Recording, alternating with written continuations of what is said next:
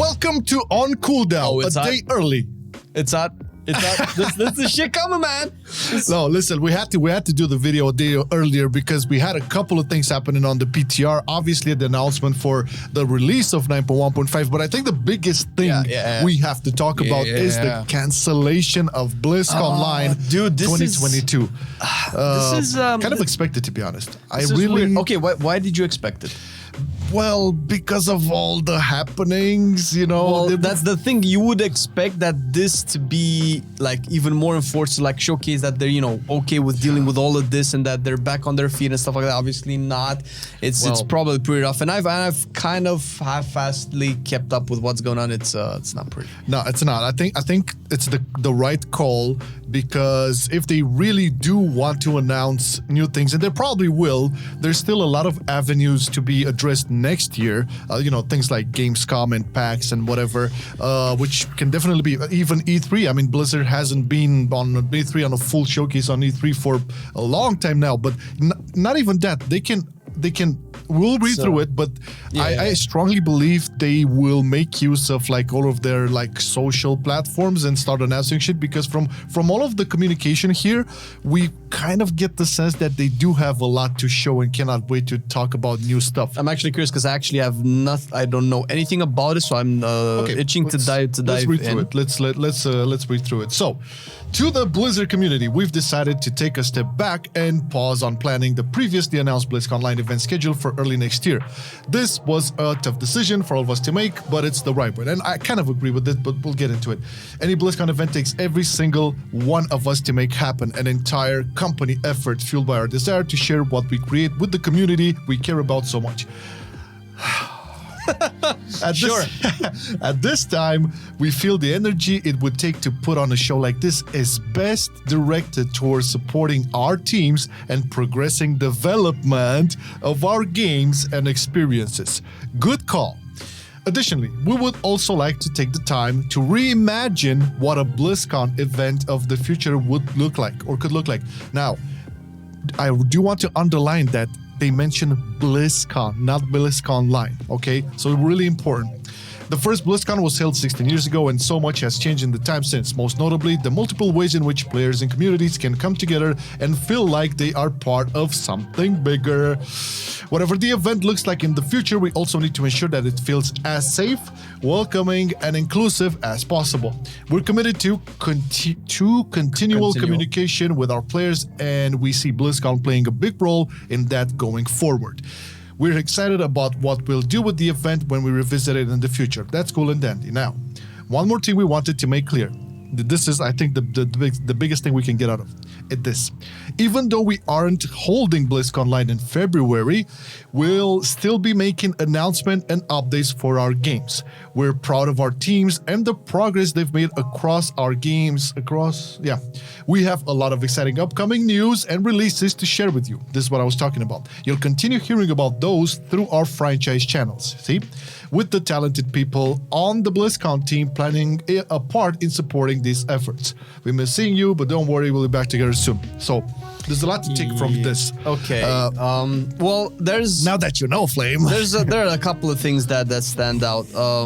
First of all, the fact that they're supporting our teams and progressing development for our games. I mean, it's obviously in the veins of what's been happening in the last couple of months, and I cannot imagine that the worldwide issue. It would have been really cringe and weird to go out. You know how they used to do it with the opening and shit. It would not be a good fit. I mean, it was totally right. Well, it depends. It depends on how they own up to all of this and how they plan on moving forward and how honest they are about their situation. Not try to like PR it and corporate it. Of course, they would have PR'd it. Listen, they didn't even meet all of the employees' requirements to this day. If they would have gone and made a BlizzCon and made an opening ceremony and say, "Oh, we're sorry and we realize it," bullshit. It would have been weird. So I think it's the right call. Well, I'm not saying that it's not the right call. I'm saying that it's the right call for the reasons that they're obviously not specifying, but that's besides the point. Yeah. The thing is, because we did talk, and I think this is my main important thing, because I probably have other things to say about it, but the main important part is that essentially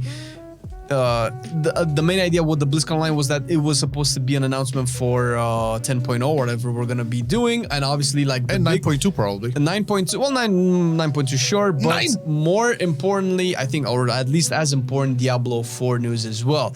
So because this is how I'm thinking about it, they need as much PR as they can get. They need as much hype as they can get. They need as much attention as they can get, because they're, at the end of the day, they're a company. They need to sell. They're not going to sell to customers who aren't there. And the way that they're going to attract the customers, at least right now, is either with new projects, which we can speculate that they are or not. That's not moot right now. But most importantly, Diablo 4 and 10.0. So I think that if they have that ready to be announced, they would have done something. They wouldn't have canceled BlizzCon Online. I don't think they could afford to cancel and just make a video on the Diablo channel and the World of Warcraft channel. That's the thing. I think that's the way they'll do it. Well, if that's the way, then I'll be wrong. But the communication is we'll continue to get these announcements made through our franchises channels, whatever that means. But it basically that will definitely change the dynamic a little bit. Plus, you have to realize the BlizzCon Online team, like the dedicated team, not like the whole company, but the team that is handling BlizzCon Online is going to help with these announcements. So, okay, we talked about in the beginning about Gamescom, PAX. I don't know, Comic-Con, E3, whatever. That's one of the biggest avenues they can go for. But just judging by how they worded this, I think what's probably going to happen is like all of what you talked about, 10.0, 9.2, Diablo 4 updates, probably some Diablo 2 updates as well, resurrected, who knows, there's some rumors over there. On Overwatch 2, plus they've other mentioned projects, dude. You have to remember there's some couple of hirings within Blizzard, new RPG open world and stuff like that. There's a lot cooking up under the rug, and you did touch on a very important point there. They need to have something announced, because it's not been a great year for Blizzard in terms of like games, new games and shit. And I'm pretty sure the earnings call that's gonna come soon is gonna be, oh wow, I cannot wait to see that shit. So they need something for the investors. I know this is going a little bit into the more corporate businessy side, but it is part of the reality of Blizzard. Yeah, it's a real aspect that kind of drives the production for certain things. They did mention along the years that they had multiple projects that we still haven't heard anything about. Clearly, production for pretty much any project at Blizzard right now is a little bit stunted with the global pandemic stuff and so the other issues they have over there. Yeah, and clearly not to mention those issues, but I mean, we don't know the specifications of those issues, because it's not in all departments, and we don't know to which degree each department suffers from it. Yeah. So projects can be impacted by that a little bit differently, but the worldwide issue is pretty much universal in all aspects. So yeah, and that's what also leads me to think that when they mentioned that what did I say? Reimagine what a BlizzCon event of the future could look like, because it's clear that with the current worldwide issue, a full-scale BlizzCon Lab before is likely not going to happen in at least, I would say, 5 years. Maybe that's a lot. Maybe even more, but at least the next couple of years is going to be very tricky to be open to pretty much everybody because of so, and they're not going to be so it's not going to be a BlizzCon Online. I would imagine they would either take a route of just test everybody and just have a restrictive entry, which, like a lot of other events. Yeah, that's pretty common. That's logistic. That's the future. I'm just thinking in terms of like this decision being made. They mentioned this as well, but it's really important to state it. They have to focus on making the games now. There's no more time or place for making events, for making PR shit, for whatever. Yeah, they need to improve their communication, which they're kind of doing, and they need to improve their games, all of them.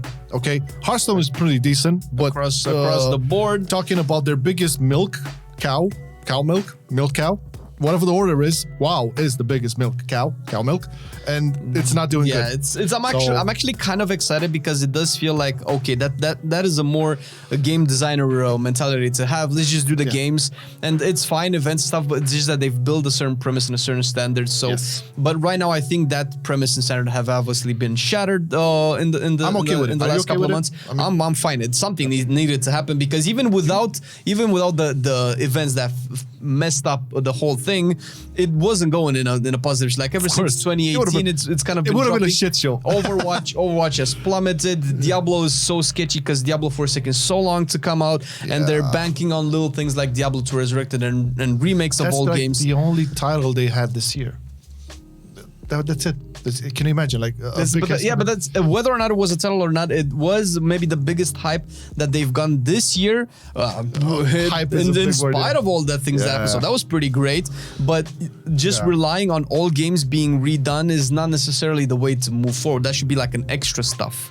All right. Well, let's talk about the other big piece of news in our eyes. So, Chris Kalicki, who, for those of you who don't know who he is, he worked on WoW for, I think, 13 or 14 years. He's the brainchild of the Monk class. Okay, we are in love with the Monk class. He did a tremendous job over there. He worked in PvP a lot. The good things that came to PvP came from him, and also the latest Shadow Priest rework was also his responsibility. And he didn't leave because of any scandal or whatever. He actually left and talked about why he left. He has a video on that. You should check his channel. And he talks about basically stating a lot of bad decisions being taken into the WoW team, and he being fed up with it. So that, I have huge respect for this man, and the fact that him and other ex-WoW devs gathered up to form this new studio called Notorious Studios got me pretty excited. I cannot lie, because it's people that have a great resume in terms of like their work on World of Warcraft,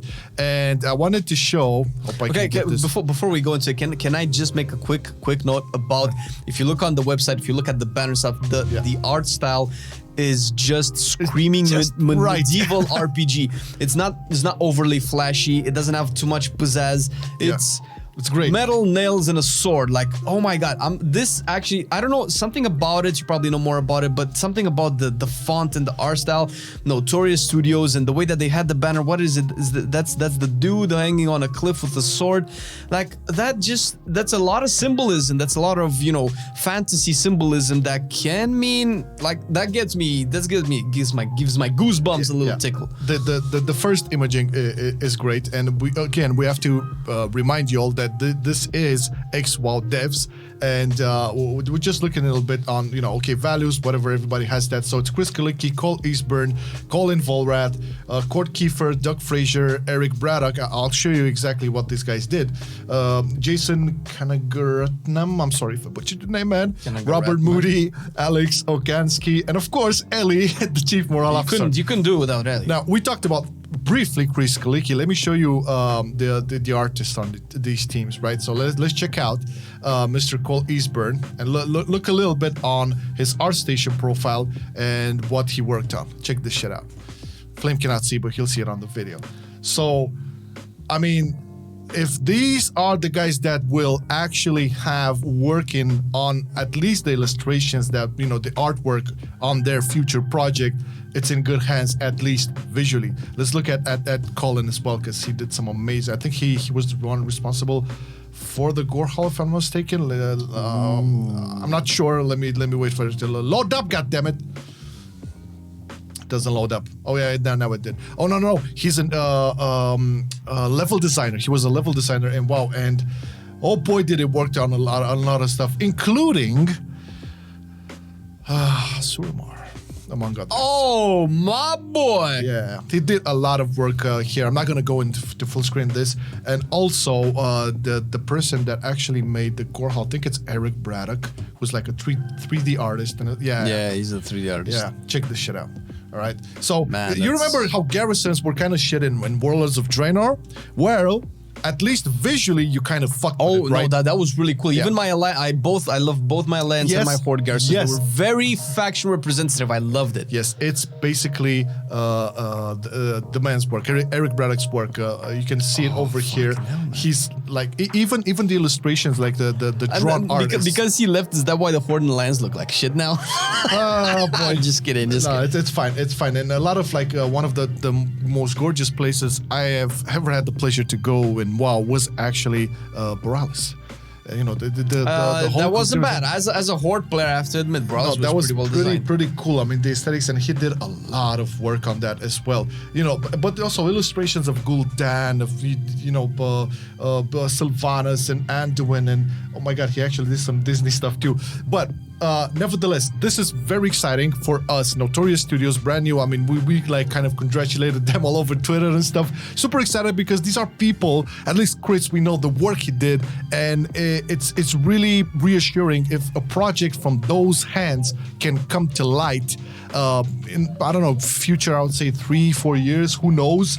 That would be really exciting for the MMO space. Plus, they got the confidence of Riot Games, Galaxy Interactive, and One Up Ventures. So they're backed up by these are basically the entities that are investing in this. So something has convinced those entities that it's worth going for. And this is exciting. I'm happy for the people. I'm actually curious to see, I don't know, maybe in a year, maybe next year, maybe Someone next summer, they would have, peek. exactly, like cool. E3 or something like that. Would be cool. That would be so cool if they had something for that. But I guess we'll have to see. Yeah. Okay. Now let's go back to our World of Warcraft corner. Our World of Warcraft corner, and talk about a couple of class buffs and changes. There was a lot of them. Obviously, I'm MMO champion right now, and there's a bunch of them. You know, a lot of bug fixes and stuff.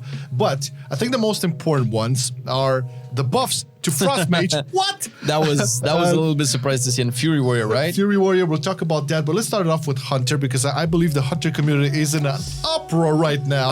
I'm not too happy about it. Well, Binding Shot now currently has a damage cap that will break the Binding Shot. I don't know how high it is, but I would imagine it wouldn't be that different from something like Entangling Roots or, let's say, Fear. So probably dot damage might still leave it alone. But the thing with... when we're going to be in the Mythic Plus, and I'm going to be on my red and pop that final Reckoning there, and my Divine Storms, and, you know, keep the Kyrian ability and stuff, I think those Binding Shots are going to break, man. They're probably going to break. I don't know why. This is the thing, because Binding Shot was maybe one of the most important, if not the most important, Hunter utility that you could bring in a key. Maybe Misdirection is another thing, but you know, that's besides the point, because if you're playing Beastmaster, that's mood anyway. Let me tell you what the developer said. Why? All right, go for it. Okay. Enlighten me. I'm gonna be surprised. Okay, so here it is. We recognize that Binding Shot has become part of a Hunter's utility package and wanted it to remain a powerful route that has a lower chance to break on damage than other effects. So basically, they didn't tell you shit. I'm glad that they have a really solid reason for doing this. Okay, this is just, I mean, why? This was not an OP thing. Hunter is not an OP meta class. When you have utility like Boomkins that bring to the table, like, what is a Binding Shot supposed to do? Why are they allocating resources? You know, it used to be a stun, but they changed it to be a fate. Binding Shot used to be a stun. Vaguely remember something like that. They changed that to be in the root and be a fate. I remember, because I played arenas. It felt like a stun would have been very overpowered, though. Yeah, well, it worked in Legion. It was a stun in previous expansions, but nevertheless, it's a stupid change. I don't see like the broken element of having. Why? A like, I don't know. Yeah. They don't like an infinite root. Like, what is that gonna solve? It was so good. You know who really suffered in Mythic Plus and in general gameplay? I see where this is going. Frost Mages had big problems with damage, man. I haven't seen a Frost Mage being Don't look at our tier list for range then plus. Don't look at that. What the fuck, man? So, Icicle's damage increased by 12%. Frostball damage increased by 8%. Flurry damage increased by 10%. Why? Well, okay, in the dev's defense, most of your damage profile right now, at least in M+, is a Frost Mage is Icelands, like by a large margin. It's like fucking 10 times larger than everything else. It's Frigid Winds, I think, is the legendary. That. Yeah, well, Iceland's, you know, Frozen Lunar Breeze gives you Fingers of Frost, basically. So you just end up doing a lot of Iceland's damage. So, okay, they wanted to shift maybe the damage profile, but I mean, Frost Mage has... The thing is, even with that, if you're talking an M+ contest, you're launching very, very few Frost Bolts as opposed to, let's say, in like a normal, not playing the legendary. You will on fucking affixes and on single target. You'll have you'll definitely that will be shown exactly there on boss fights and torments. I didn't feel like because I've been playing surprisingly Frost Mage for the last week or so. It didn't feel like single target hurt too much. But I guess we'll just have to see exactly what's going on. It's a little bit weird because among the plethora of specs in the game that could use a buff, they're adding it to one of the best casters in the game right now. So it's just a little bit, again, like, very weird. What are you looking at? Are you playing the game? Oh, come on. I don't know. Okay, but one buff that I was happy about was the Fury Warrior buff. And yes, it is a buff. So auto attack damage has been increased by 43%. And our good compadre from the Skyhold community, Mr. Archimitros, kind of made the calculations here. And he said in the Skyhold Discord, Fury auto attack spell aura buff from minus 30% to 0%, which means that Fury auto attacks no longer have an extra damage reduction penalty. This translates into a 42.85 auto attack damage increase, and it translates to a total 4% damage increase in single target. Less in multi-target, but I don't think Fury had a big problem in multi-target, cleave, whatever. So I think this is really good because it kind of suffered a little bit in single target. To be fair, ARMS has overtaken Fury in the raid at least, because that's probably where it's going to be impacted the most. Mostly because Sylvanas, which is, you know, the key outlier here, cannot be executed, and Fury usually ran Venthyr in raids, so you would take that out of its toolkit as well. And you also don't have that great single target now, although Fury always was pretty good at single target. Personally, I'm just happy to see more auto attack damage being buffed, because I felt like you're just wielding two noodles that just give you a lot of stats, right? So it's good that that's back in. As a concept, definitely maybe they can push this forward, you know, to patches and the new expansion 10.0 or whatever, because it kind of lacked, you know, the white damage, right? It used to be a time where you would actually see white damage on the meter. So remember the days. You can play Classic and still see it. Go back in time. Not quite, but overall, this is kind of it for the news that came up this week. It's just a little bit quick stuff that we wanted. Yeah, it's kind of a news flashy on cooldown stuff right here, so we got right into it. But we had to do it because we really wanted to talk about, especially the BlizzCon Online thing. I mean, that was actually a pretty good topic. And with all the 915, just a little quick hints. We will have a video on all the 915 things that you need to know. Just stay tuned. Make sure you subscribe and like the channel, because obviously, if you don't have the little bell notification enabled, you might not get notification when we put the 915 patch out. Yeah, and also, if you don't want to subscribe, we won't blame you, but at least throw that like button over there. They really love that shit, okay? Just like it. It's free. It doesn't hurt you. They just like the motherfucker, and that's it. And you can also like our Patreons, because we like them, and a lot of other people like them. You know why? Because they support this content that we do over here. And it's not just videos like these, like On Cooldowns. It's like the Tier List Fridays, the class guides, it's the MoCast podcast, and other stuff that we're planning ahead and prepping. So it's a lot of content that you guys are supporting. Say something now, Flame. Yeah, so you know, you can check the Patreon page by clicking the link down below. There are a bunch of goodies and rewards for different tiers. And we do have a couple of things in store for the next couple of weeks, so stay tuned for that, dear patrons. You will have some goodies. Yeah, and thank you for watching the video. See ya tomorrow with some new juicy stuff on 9.2. Bye!